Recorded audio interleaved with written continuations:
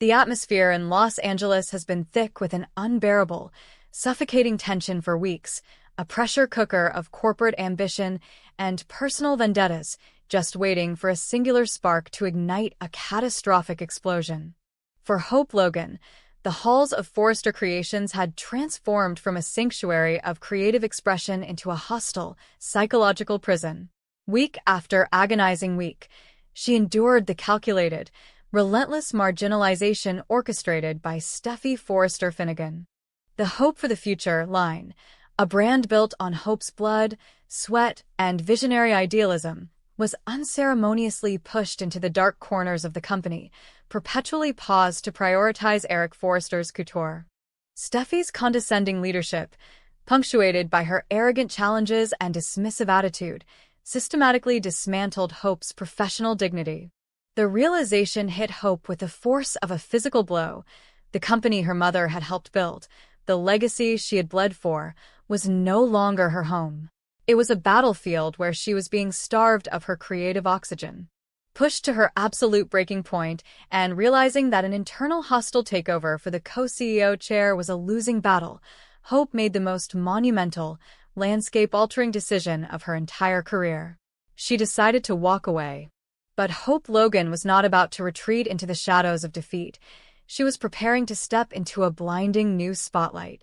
In a move that sent immediate shockwaves through the very foundation of the fashion industry, Hope officially signed an ironclad contract to become the new creative director for the rapidly ascending Logan brand. This was not merely a career transition. It was a profound declaration of independence, a severing of the chains that had bound her to Steffi's tyrannical regime. By aligning herself with Katie Logan Spencer and the ruthless billionaire Bill Spencer, Hope was actively choosing to wage an external war against the empire that had discarded her. For Katie and Bill, acquiring Hope Logan was a strategic masterstroke of unparalleled brilliance. The Logan brand had already made massive global waves, broadcasting their debut collection on billboards worldwide and drawing the intense ire of the Forrester family over the controversial use of Eric's legacy designs. But securing Hope as their creative director was the ultimate coup. It was a profound vindication for Katie, a definitive statement that the Logan women were no longer content to exist in the shadow of the Forrester monolith. Bill Spencer, ever the calculating apex predator of the corporate world, recognized the immense value in weaponizing Forrester's disenfranchised golden girl. Together, they prepared to launch Hope into the stratosphere, fully aware that this aggressive acquisition would inevitably draw the wrath of Ridge and Steffi. Yet, they welcomed the incoming storm, armed with Spencer wealth and Logan determination. To officially announce this monumental shift in power, Bill and Katie orchestrated a lavish, opulent inauguration party that was designed to be the social and corporate event of the decade. The venue was a masterclass in extravagant sophistication, dripping with crystal chandeliers, cascading floral arrangements of pristine white roses, and an endless flow of premium champagne. The elite of Los Angeles society, industry titans, fashion influencers, and a ravenous swarm of media personnel were all gathered under one roof, their collective anticipation generating an electric buzz that vibrated through the room. This was not just a celebration, it was a highly publicized coronation. The Spencer wealth was on full, unapologetic display, creating an atmosphere of invincibility around the newly minted Logan brand. When Hope Logan finally made her grand entrance, the room erupted into a blinding frenzy of camera flashes. She looked absolutely breathtaking, radiating a newfound confidence and an empowered aura that had been noticeably absent during her final, grueling weeks at Forrester Creations. Dressed in a stunning, avant-garde gown that perfectly encapsulated her visionary aesthetic, Hope commanded the attention of every single person in the room. As she glided through the crowd, accepting congratulations and posing for the press, the heavy burden of Steffi's oppression seemed to have completely vanished from her shoulders. She was no longer a subordinate designer fighting for scraps of funding. She was the reigning queen of a new empire, flanked by the formidable power of Bill and Katie. Taking the stage to address the massive crowd, Hope delivered a speech that was equal parts gracious and fiercely determined. She spoke of evolution, of breaking free from creative stagnation, and of the limitless potential that the Logan brand represented. Bill and Katie stood proudly by her side, their own speeches cementing the narrative that a new era of fashion dominance had officially begun in Los Angeles. The media eagerly absorbed every word, drafting headlines that would undoubtedly send Forrester Creations into a tailspin. The atmosphere was intoxicating, a triumphant crescendo of vindication and ambition. For a fleeting, beautiful moment, it seemed as though Hope had successfully navigated her escape and secured her glorious future without consequence. But in the world of high-stakes corporate dynasties, true victory is rarely achieved without a brutal, retaliatory strike. Just as the celebration reached its absolute peak, the heavy, ornate doors of the venue swung open with a violent, dramatic force that immediately sucked the air out of the room. The cheerful music seemed to falter, the clinking of champagne glasses ceased, and a sudden, chilling silence descended upon the lavish gathering. Standing in the doorway, silhouetted by the flashing lights of the paparazzi outside, was Steffy Forrester Finnegan. Her arrival was not an accident. It was a meticulously timed, calculated invasion. Dressed in a razor-sharp, dark couture suit that screamed absolute authority, Steffy looked less like a fashion executive and more like an executioner arriving to deliver a fatal blow. Steffy did not come empty-handed. Clutched firmly in her manicured grip was a thick, ominous legal dossier. As she began her slow, predatory march toward the stage, the crowd instinctively parted, creating a wide path for the Forrester co-CEO. The media, sensing an unprecedented scandal unfolding before their very eyes, went into an absolute frenzy. Flashbulbs erupted like a violent lightning storm, capturing every nuance of Steffy's icy, unyielding expression. The psychological weight she carried into the room was palpable, a dark cloud of corporate wrath that threatened to suffocate the joyous atmosphere Bill and Katie had so carefully constructed. This was the ghost of Stephanie Forrester manifesting in her granddaughter, armed not with mere words, but with the devastating power of the law. Reaching the foot of the stage, Steffy did not wait for an invitation to speak. She commanded the room with a voice that was chillingly calm, yet laced with a venomous superiority that echoed through the silent venue. She held the legal dossier aloft, presenting it to Hope, Katie, and Bill like a weapon of mass financial destruction. With the cameras rolling and the press hanging onto her every syllable, Steffy dropped a thermonuclear bombshell on the entire celebration. She publicly declared that Hope's highly publicized defection to the Logan brand was a blatant, undeniable violation of an ironclad non-compete clause deeply embedded in her Forrester Creations contract. The revelation hit the room like a physical shockwave.